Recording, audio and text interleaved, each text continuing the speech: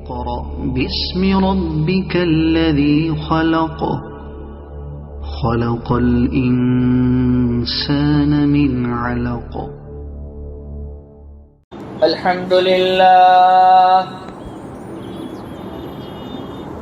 الحمد لله وكفى وسلام على عباده الذين اصطفى وعلى آله وأصحابه الذين هم نجوم الهدى وقادة التقى. أما بعد، أعوذ بالله من الشيطان الرجيم. بسم الله الرحمن الرحيم. وما أرسلناك إلا رحمة للعالمين. آمنت بالله صدق الله مولانا العلي العظيم وصدق رسوله النبي الأمي الكريم، ونحن على ذلك لمن الشاهدين والشاكرين، والحمد لله رب العالمين. درود شریف پڑھ لیں. اللهم صل على محمد وعلى آل محمد كما صليت على إبراهيم وعلى آل إبراهيم إنك حميد مجيد. اللهم بارك على محمد وعلى آل محمد كما باركت على إبراهيم وعلى آل إبراهيم إنك حميد مجيد. میرے عزیزو، پیارو، بزرگو، اللہ کے رسول پر ایمان رکھنے والے میرے دین عظیم بھائیو، جمعہ کا بابرکت دن ہے. ویسے تو ہونا یہ چاہیے کہ ہم روزانہ اللہ کے حبیب پاک صلی اللہ علیہ وسلم پر کثرت کے ساتھ درود شریف پڑھیں، لیکن جمعہ کے دن کو ایک خصوصی مناسبت ہے، سو آج کے دن اس مقدار کو ہمیں بڑھا دینا چاہیے اور خوب کثرت کے ساتھ اللہ کے حبیب پاک صلی اللہ علیہ وسلم کے اوپر درود بھیجنا چاہیے. آپ کے احسانات اللہ کے بعد سب سے زیادہ احسانات ہم پر اگر کسی کے ہیں تو وہ سرور کونین صلی اللہ علیہ وسلم کے ہیں.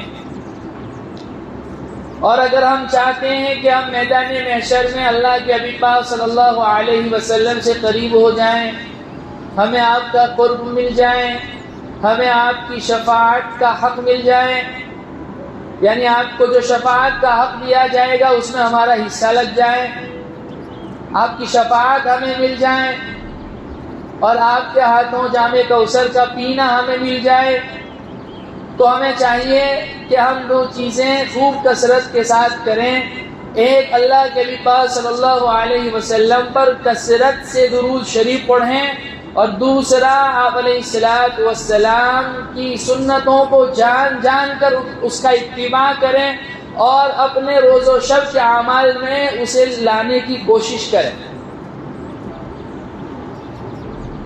اسی لیے یہ سیرت کا سلسلہ ہم نے شروع کیا ہے کہ سیرت کو جاننے سے، آپ کی لائف سٹائل، آپ کی بایوگرافی، آپ کی حیات طیبہ پڑھنے سے، اس کو جاننے سے پھر آپ کی تعلیمات پر عمل کرنا ہمارے لیے آسان ہو جائے. اللہ رب العزت نے اپنے حبیب جناب محمد الرسول اللہ صلی اللہ علیہ وسلم کو کل جہاں کے لیے رحمت والا بنا کر بھیجا. انسانوں کے لیے، جناتوں کے لیے، حیوانوں کے لیے، پرندوں کے لیے، نباتات کے لیے، سب کے لیے اللہ رب العزت نے اپنے حبیب جناب محمد الرسول اللہ صلی اللہ علیہ وسلم کو رحمت والا بنا کر بھیجا، اور رحمت للعالمین کا ٹائٹل آپ کو دیا گیا۔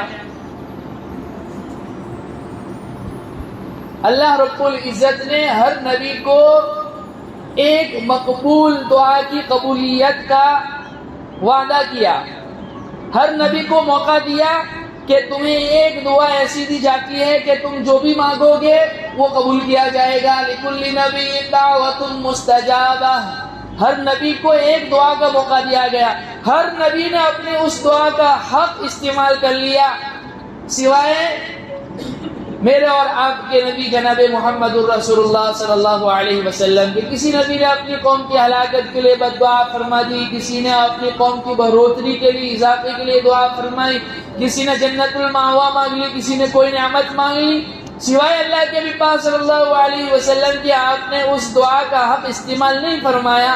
صحابہ اللہ کے نبی پاک صلی اللہ علیہ وسلم کے پاس دوڑے ہوئے آئے اور عرض کیا کہ یا رسول اللہ، ہمارے حالات آپ کے سامنے ہیں، کھانے پینے کے لالے پڑے ہوئے ہیں، اللہ نے آپ کو جو ہے موقع دیا ہے، آپ ہاتھ اٹھائیے اور اپنی اس امت کے لیے بھی وہ دعا کا حق استعمال فرما لیجئے۔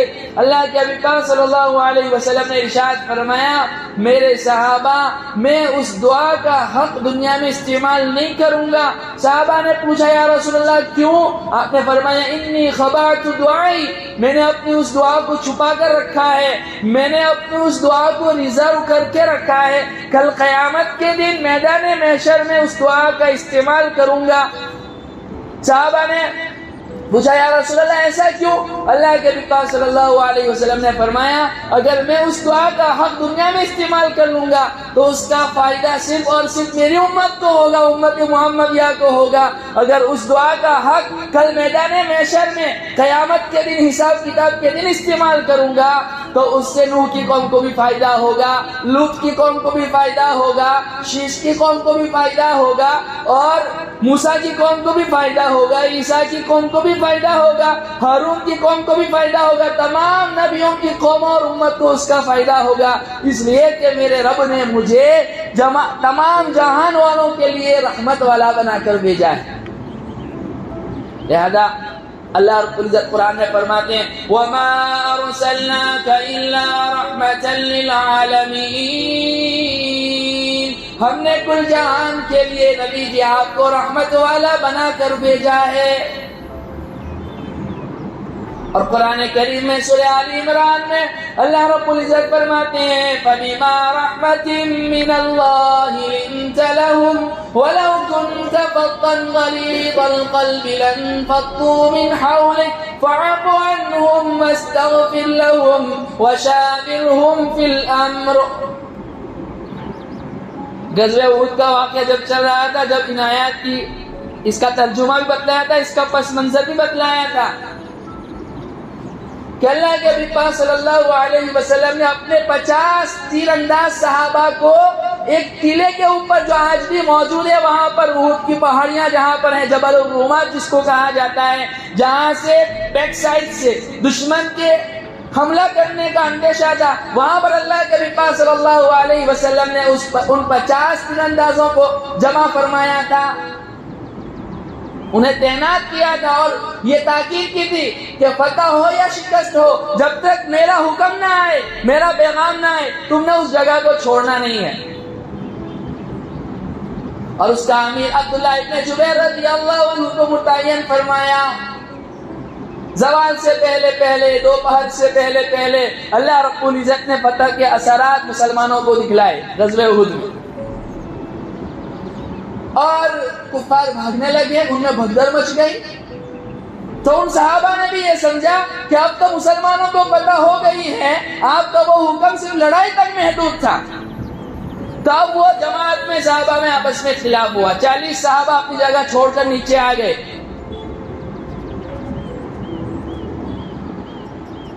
اور اجتہادی غلطی صحابہ سے ہو گئی، اللہ نے اس کی معافی کا اعلان بھی فرما دیا۔ ہمیں کوئی حق نہیں بنتا کہ ہم صحابہ کی شان میں گستاخیاں کریں یا ان کے اوپر انگلی اٹھائیں۔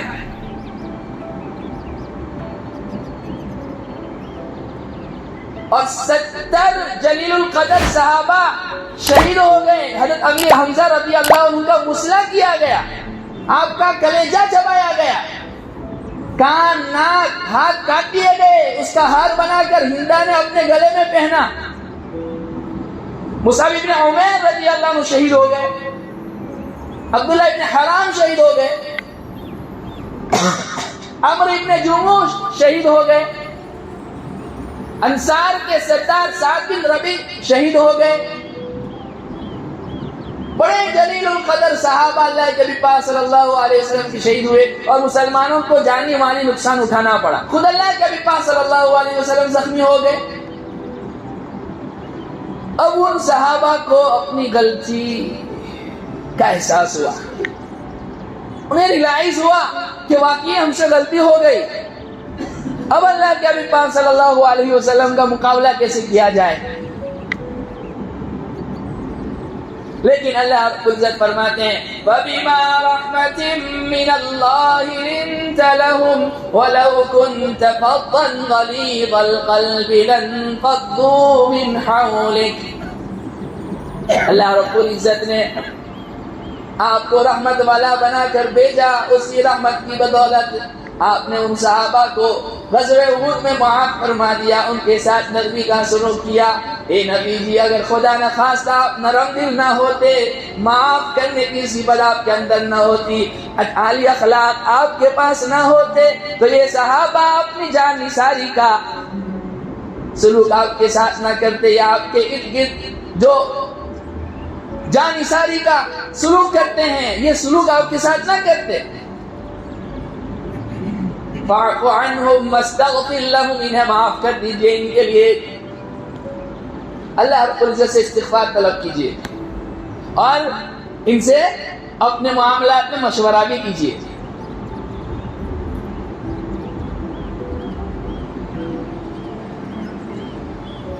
تو اللہ کے نبی پاک صلی اللہ علیہ وسلم خود بھی نرم دل تھے اور آپ نرمی کا حکم بھی دیتے تھے, اور نرمی کرنے پر کیا فضائل ہے اس کو بھی آپ بیان فرماتے تھے.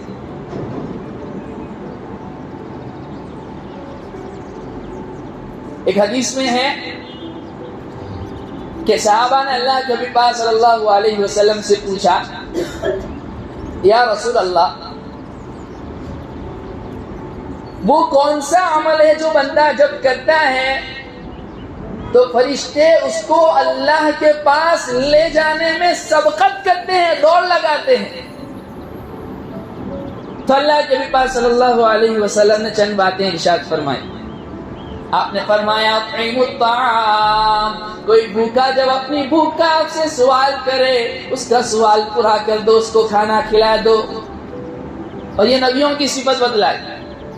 ہمارے مفتی صاحب رحمت اللہ علیہ فرماتے تھے کہ چند صفات نبیوں کی ہے, بھوکوں کو کھانا کھلانا, پیاسوں کو پانی پلانا, اور ننگوں کو کپڑا پہنانا, اور راہ گلوں کو راہ دکھانا, یہ نبیوں والی صفت ہے.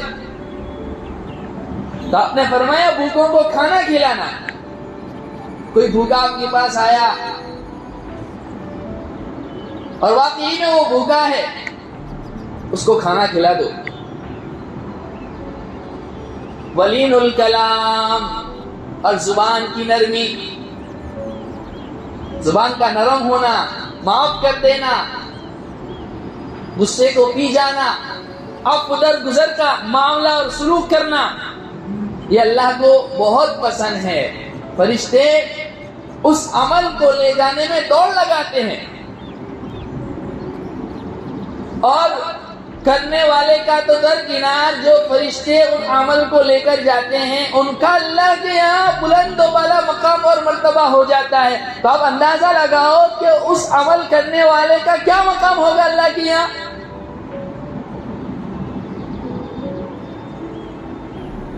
تو معاف کر دینا, زبان کی نرمی.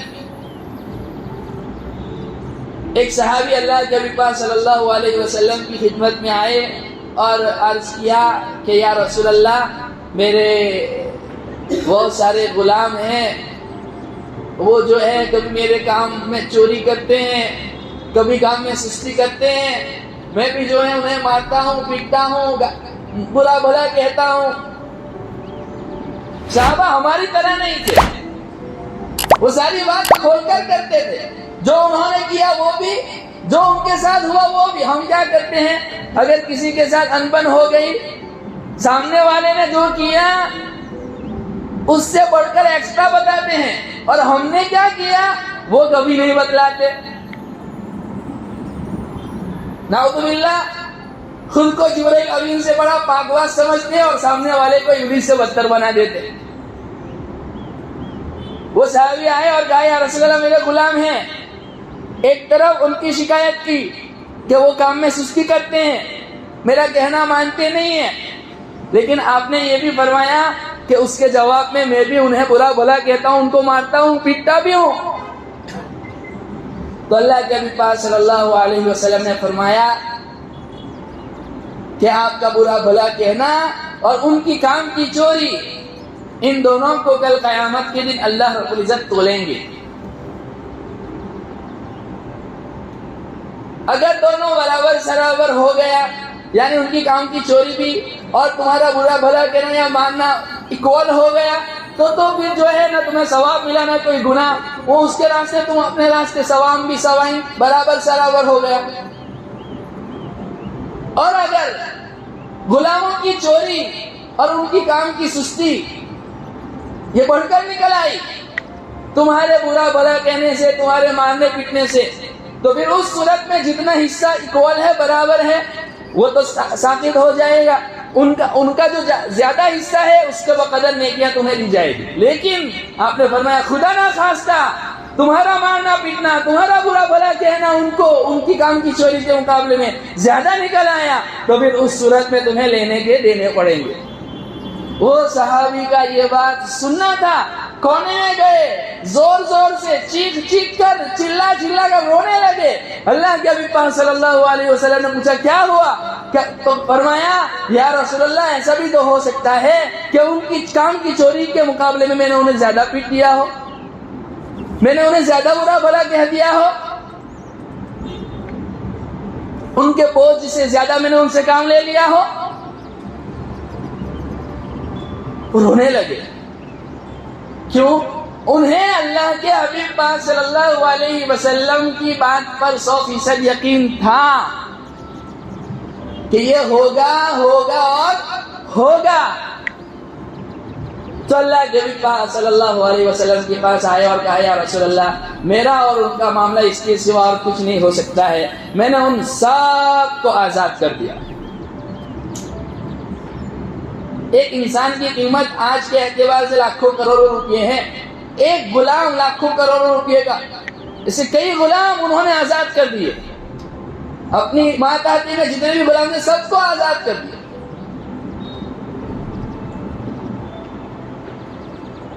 اللہ رب العزت ہمیں یہ باتیں سمجھا دے,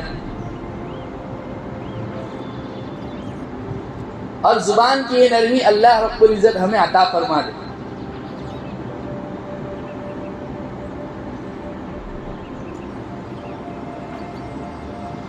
دوسری چیز جو آپ نے ارشاد فرمائی وہ یہ فرمائی والصلاۃ والناس نیام. ایسے وقت پہ نماز پڑھنا جب لوگ سوئے ہوئے ہوں. دوپہر کے وقت, زوال کے وقت نہیں, زوال کے وقت تو نماز پڑھنا منع ہے. رات کے وقت آخری پہر میں تہجد کی نماز, جب لوگ گرم گرم لحاف اوڑے ہوئے نرم نرم بستروں پر سوئے ہوئے ہوں, خوبصورت بیوی پہلو میں ہوں, اس وقت ابھی جیسے ٹھنڈی شروع ہو گئی ہے, پانی ٹھنڈا آ رہا ہے, گرم کرنے کا سامان بھی نہیں ہے, اس وقت ٹھنڈے پانی سے وضو کر کے بھلے 2 رکعت ہی کیوں نہ ہو, 4 رکعت ہی کیوں نہ ہو, اپنی طاقت کے مطابق, استطاعت کے مطابق چند رکعت تو پڑھ لینا. اللہ کے نبی پاک صلی اللہ علیہ وسلم نے ارشاد فرمایا کہ جب انسان اس طریقے سے رات کے آخری پہر میں تہجد کی نماز پڑھتا ہے, فرشتے اس کی اس نماز کو لے کر اللہ کے دربار میں لے جانے کے لیے دوڑ لگاتے.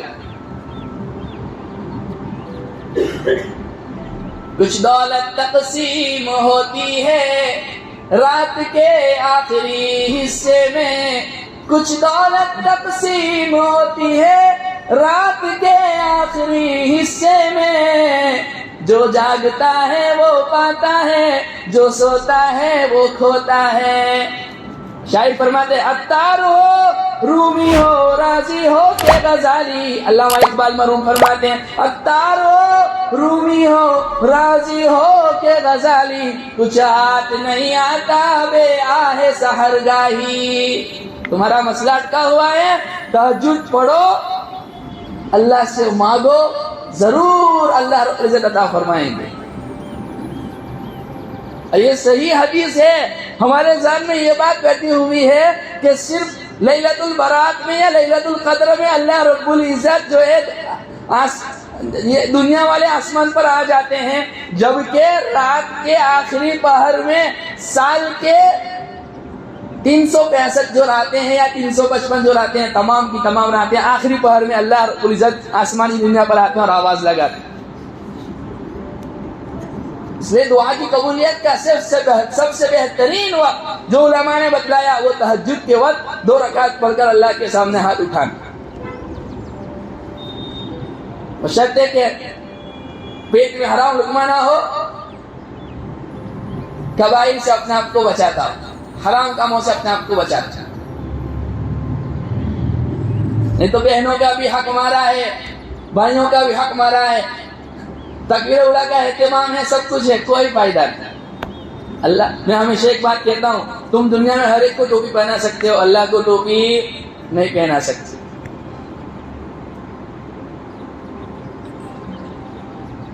ایک حدیث میں اللہ کے نبی پاک صلی اللہ علیہ وسلم نے ارشاد فرمایا کل قیامت کے دن اللہ رب العزت آواز لگائیں گے، کہاں ہیں وہ لوگ جو رات کو آخری پہر میں اٹھ کر ہماری خاطر نماز پڑھا کرتے تھے، ہم سے دعائیں کیا کرتے تھے۔ ایک تھوڑی سی جماعت، اللہ کے نبی نے فرمایا ایک تھوڑی سی جماعت اٹھے گی، اللہ کہیں گے بغیر حساب کتاب کے ان کو جنت میں داخل کر دیا جائے۔ تہجد پڑھنے والے ہوں گے، تہجد پڑھنے والے۔ قبر کی وحشت، قبر کی تنہائی، قبر کا اندھیرا دور کرنے کے لیے سب سے بہترین چیز جو آپ نے ارشاد فرمائی وہ ہے تہجد کی نماز۔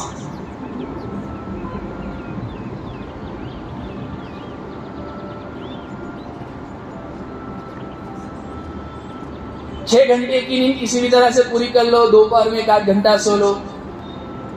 بزرگ حضرات تو اس نماز کو پڑھتے ہوں گے، لیکن میں نوجوانوں سے درخواست کرتا ہوں کہ وہ بھی اس نماز کو پڑھیں، لیکن پڑھی نہیں جاتی۔ کیوں نہیں پڑھی جاتی؟ رات کو 2 بجے 3 بجے تک موبائل میں ہے۔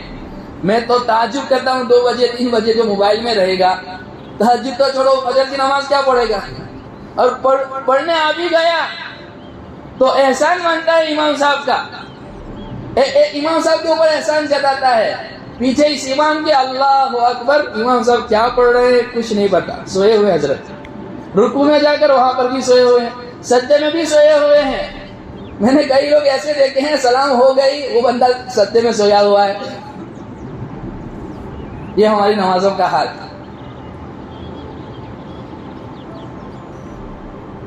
دوپہر کا تھوڑی دیر کا سونا تہجد کے لیے مشترکہ کام کرتا ہے، اس لیے اللہ کے نبی پاک صلی اللہ علیہ وسلم دوپہر میں تھوڑی دیر قیلولہ کرتے تھے۔ ہم دوپہر میں بھی قیلولہ کرتے ہیں۔ اب دوپہر میں 3 گھنٹے سو گئے، رات کو نیند کیسے آئے گی؟ جب تہجد پڑھنے کا وقت ہے، جب نیند پریشر مارے گی۔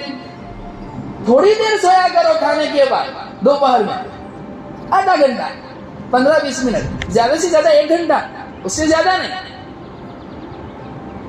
رات کو جلدی سو جایا کرو۔ آج جمعہ ہے، سورہ کہف سب نے پڑھی؟ نہیں پڑھی تو پڑھ لو، بڑے فضائل ہیں۔ دجال کا فتنہ آپ نے فرمایا میری امت کا سب سے بڑا فتنہ دجال کا فتنہ ہے، جو شخص سورہ کہف پڑھے گا اللہ اس کو اس فتنے سے محفوظ رکھیں گے۔ اس کی آخری آیت ہے ان الذین آمنوا وعملوا الصالحات كانت لهم جنات الفردوس نزلا۔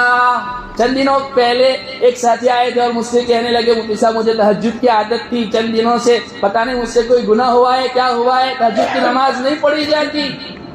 میں نے کہا یہ آیت پڑھو، علماء فرماتے ہیں جو سورہ کہف کی آخری آیت پڑھ لے ان الذین آمنوا وعملوا الصالحات کانت لهم جنات الفردوس نزلا الی آخری سورہ، آخری سورت تک 4-5 لائنیں، اور پھر نیت کر کے سو جائے مجھے اللہ صبح اتنے بجے اٹھا دیجئے 4:30 بجے، ضرور انشاءاللہ آپ کی آنکھیں کھلے گی، لیکن اس کے لیے ضروری ہے۔ اب یہ تو نہیں کہا جا سکتا کہ موبائل استعمال نہ کرو، یہ تو بیوقوفی والی بات ہے، کیونکہ اس کا حصہ یہ تو ہماری طبیعت بن گئی ہے نا۔ لائٹ نہیں رہی تو چلے گا، لیکن موبائل میں چارجنگ ہونا چاہیے۔ یہ تو کہہ سکتا ہوں کہ تھوڑا سا اس کو کم کر دیں، 12 بجے تک اس کو یوز کریں، اس سے زیادہ نہیں۔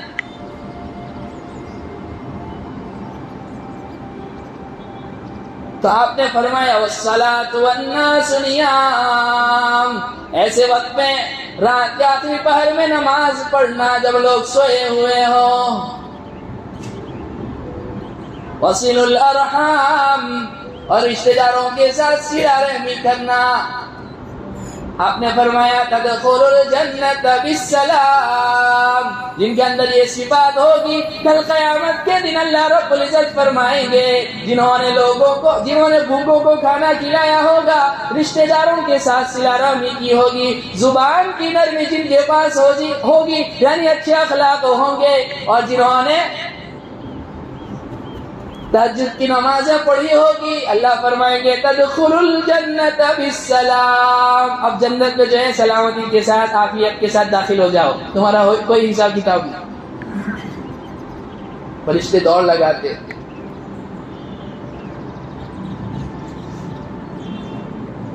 اللہ کے حبیب پاک صلی اللہ علیہ وسلم خود بھی نرم دل تھے، آپ کی طبیعت میں نرمی تھی، اور اپنے صحابہ کو بھی اس کی تاکید فرماتے تھے۔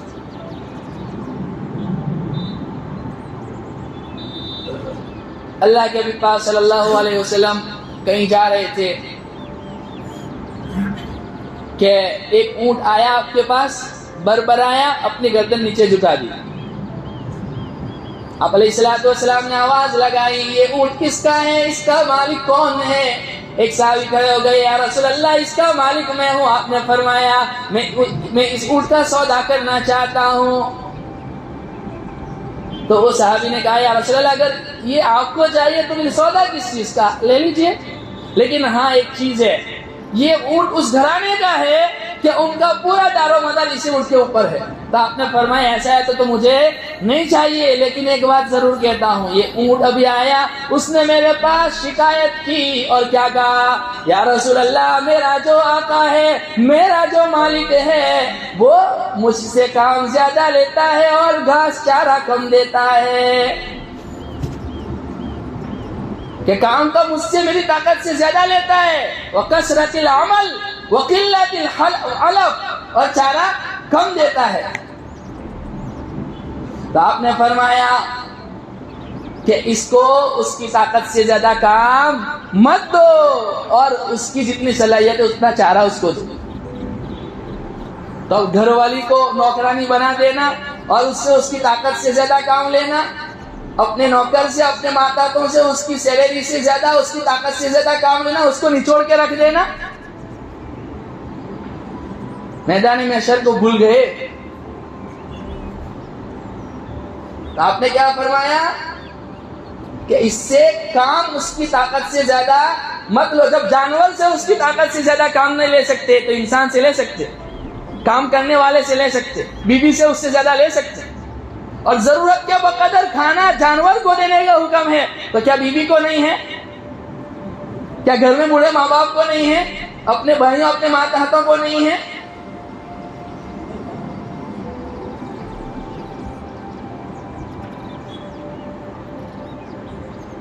میرے عزیزو، اب یہاں سوال یہ پیدا ہوتا ہے کہ جانور نے کیسے بات کی؟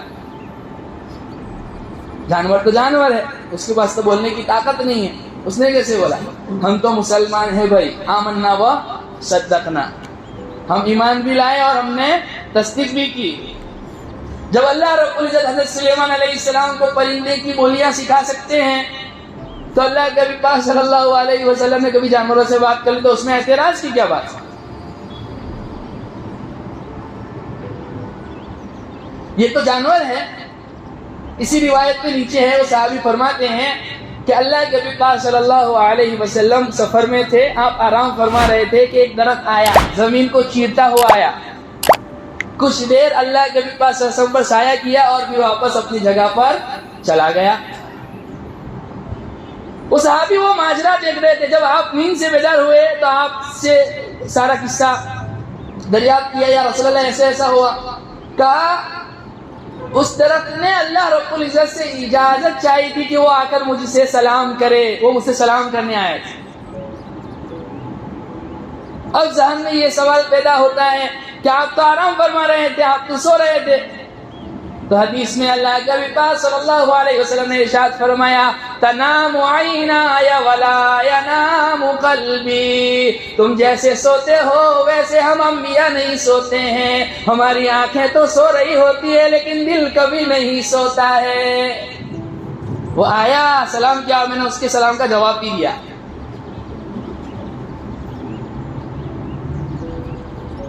لیکن ہمارا مزاج کیا ہے؟ ہمیں نہیں سنائی دیتا لہذا ہم نہیں سنیں گے، ہمیں نہیں دکھائی دیتا لہذا ہم نہیں مانیں گے. پہلا چاند جب آسمان پر ہوتا ہے، کسی کے 10 نمبر ہو 5 نمبر ہو چشمے کے، اسے نظر نہ آوے، اور جس کی بینائی مضبوط ہے اس کو نظر آ جائے، وہ کہے نہیں چاند ہو گیا ہے، اب وہ یوں کہے نہیں مجھے تو نظر نہیں آیا، میں نہیں مانتا ہوں. تیری نظر کی کمی ہے. جس کو نظر آ گیا اس کی مان لو، جو سن رہے ہیں اس کی مان لو. اور اب تو سائنس بھی چیخ چیخ کے کہہ رہی ہے کہ نباتات کے اندر بھی جان ہے.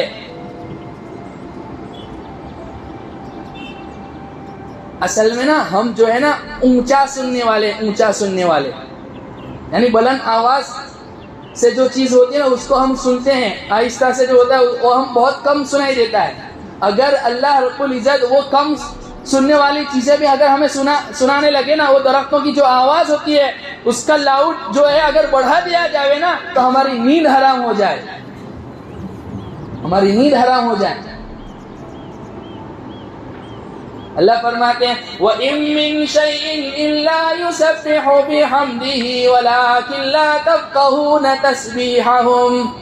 انسان اور جنات کو چھوڑ کر ہر چیز اللہ رب العزت کی تسبیح بیان کرتی ہے. یہ کرسی اللہ کی تسبیح بیان کرتی ہے، یہ کھڑکیاں اللہ کی تسبیح بیان کرتی ہے، یہ در و دیوار اللہ کی تسبیح بیان کرتی ہے. جس بستر پر آپ سو رہے ہوتے ہو وہ بستر بھی اللہ کی تسبیح بیان کرتا ہے. وہ چادر، وہ تکیا، وہ لحاف، وہ بھی اللہ کی تسبیح بیان کرتا ہے.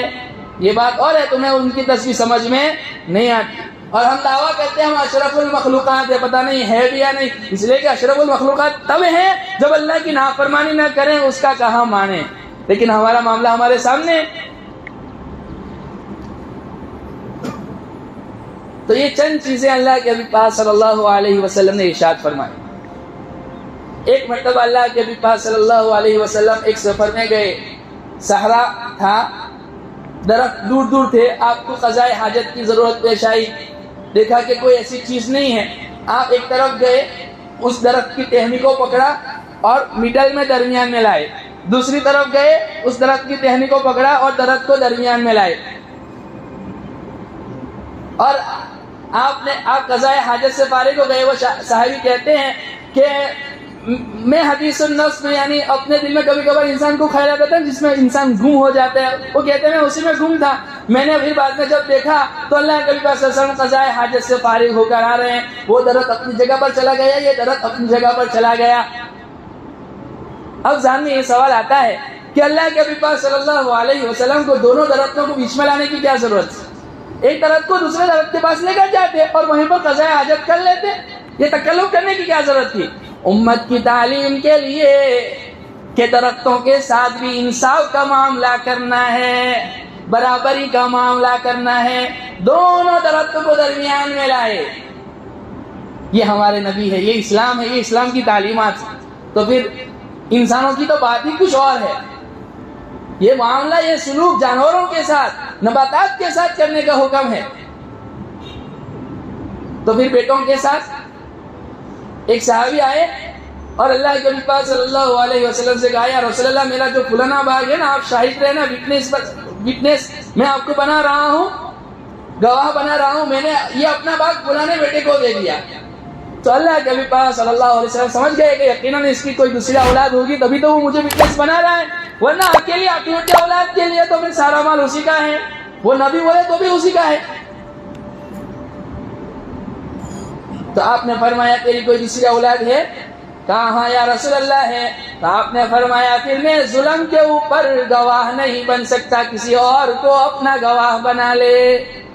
یعنی تمہارے بیٹے ان کے درمیان آپس میں مساوات اور برابری یہ ضروری ہے.